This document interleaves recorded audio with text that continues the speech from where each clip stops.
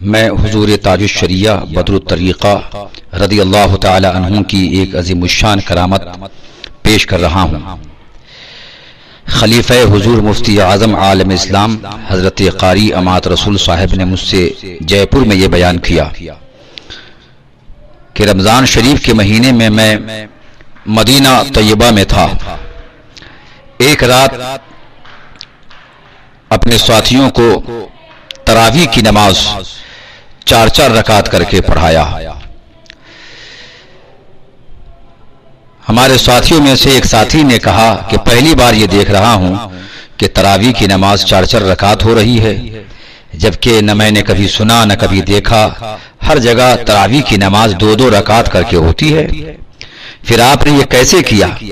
انہوں نے سمجھایا، مگر سمجھانے کے بعد بھی کچھ لوگ نہیں مانے کہ جب تک کوئی ثبوت نہ دے دیں، کتاب میں نہ دکھا دیں کہ 4 رکعت تراویح کی نماز بھی ہو سکتی ہے، تب تک ہم نہیں مانیں گے۔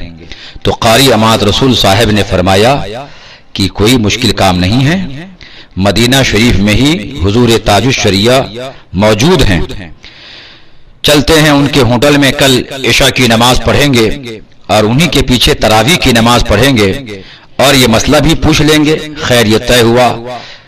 قاری امات رسول صاحب اپنے دوستوں کو لے کر جہاں حضور تاج الشریعہ ٹھہرے تھے اسی ہوٹل میں پہنچے تو دیکھا کہ عشاء کی جماعت ہو رہی ہے، عشاء کی نماز ہو رہی ہے۔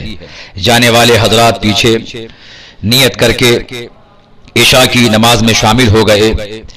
جب حضور تاج الشریعہ رحمت اللہ تعالی علیہ عشاء کی 2 رکعت سنت سے فارغ ہوئے تو لوگوں کی طرف توجہ فرمایا اور ارشاد فرمایا، اے لوگو، آج میں تراویح کی نماز 2 رکعت کر کے نہیں 4 رکعت کر کے پڑھاؤں گا۔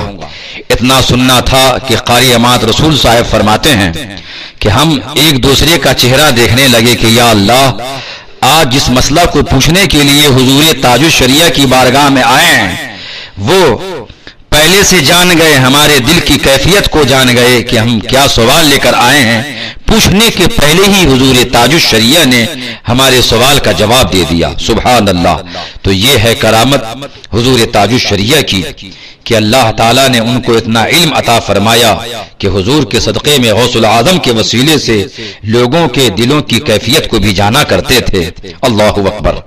وہی قاری امات رسول صاحب ہیں جو مرید ہیں حضور مفتی اعظم عالم اسلام کے، ان کے خلیفہ بھی ہیں۔ کہتے ہیں ایک مرتبہ بیلی شریف اپنے پیر و مرشد سے ملاقات کے لیے گیا۔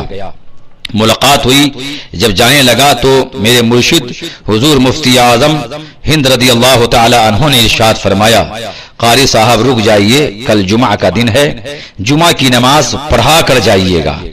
پیر و مرشد کا حکم تھا، میں ٹھہر گیا۔ جب جمعہ کا دن آیا، جمعہ کی اذان ہوئی تو اس دن کسی وجہ سے حضور مفتی اعظم عالم اسلام رضی اللہ تعالی عنہ کو تیاری میں کچھ دیر ہو گئی، تاخیر ہو گئی، یہاں تک کہ جمعہ کی اذان ہو گئی، خطبے کا بھی وقت ہو گیا۔ پھر کاشان اقدس سے حضور مفتی اعظم رضی اللہ تعالی عنہ باہر تشریف لائے اور میں حضور کے پیچھے پیچھے چلنے لگا۔ جب مسجد کے دروازے پر پہنچا تو میں کیا دیکھتا ہوں کہ حضرت علامہ مولانا مفتی اختر رضا خان ازہری رضی اللہ تعالی عنہ ممبر پہ جلوہ افروز ہیں اور جمعہ کا خطبہ دے رہے ہیں۔ مسجد میں داخل ہوتے ہی آخری صف میں حضور مفتی اعظم رحمت اللہ تعالی علیہ بیٹھ گئے، میں بھی وہیں بیٹھ گیا۔ میں دل میں سوچتا رہا کہ یا اللہ، میرے مرشد کا یہ عالم ہے کہ جو کچھ کہا وہ ہو کے رہا۔ مرشد نے فرمایا تھا، قاری صاحب تم کل جمعہ کی نماز پڑھا کر جانا، تو آج یہ کیا ماجرا ہے کہ مجھ سے میرے پیر نے کہا جمعہ تم پڑھانا، لیکن آج تو حضرت مفتی اختر رضا خان ازہری جلوہ افروز ہیں اور خطبہ دے رہے ہیں۔ یہ کیسے ہو سکتا ہے؟ میرے پیر کا یہ عالم ہے کہ جو کہہ دیا وہ ہو گیا، یہ میرے مرشد کی کرامت ہے۔ دل میں سوچتا رہا اور دل ہی دل میں پریشان ہوتا رہا۔ پہلا خطبہ مکمل ہوا، جب بیٹھ گئے حضور تاج الشریعہ، پھر دوسرے خطبہ کے لیے کھڑے ہوئے۔ جب دوسرا خطبہ ختم ہوا تو تو منبر کی سیڑھی سے اترتے ہوئے حضور تاج الشریعہ نے فرمایا قاری صاحب آئیے اور جمعہ کی نماز آپ پڑھائیے۔ اللہ اکبر، یہ شان ہے حضور تاج الشریعہ کی کہ مفتی اعظم ہند رحمت اللہ تعالی علیہ کی یہ کرامت کی جو آپ نے کہہ دیا کہ قاری صاحب جمعہ تم پڑھانا، یہ بات بھی ثابت ہوئی۔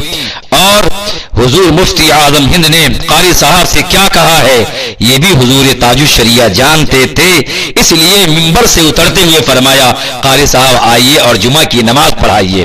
کہتے ہیں میں سوچنے لگا کہ آگے بڑھوں کہ نہ بڑھوں، اسی درمیان میں حضور مفتی اعظم رضی اللہ تعالیٰ عنہ نے فرمایا قاری صاحب آگے بڑھو اور جمعہ کی نماز پڑھاؤ۔ سبحان اللہ، تو یہ تھی حضور تاج الشریعہ کے نانا کی کرامت اور حضور تاج الشریعہ کی کرامت۔ اللہ تعالیٰ نے اپنے حبیب پاک کے صدقے میں غوث العظم کے وسیلے سے حضور تاج الشریعہ کو صاحب کرامات بنایا تھا۔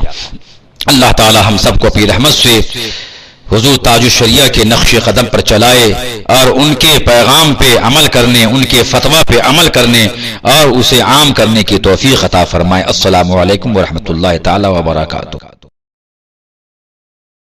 جہاں میں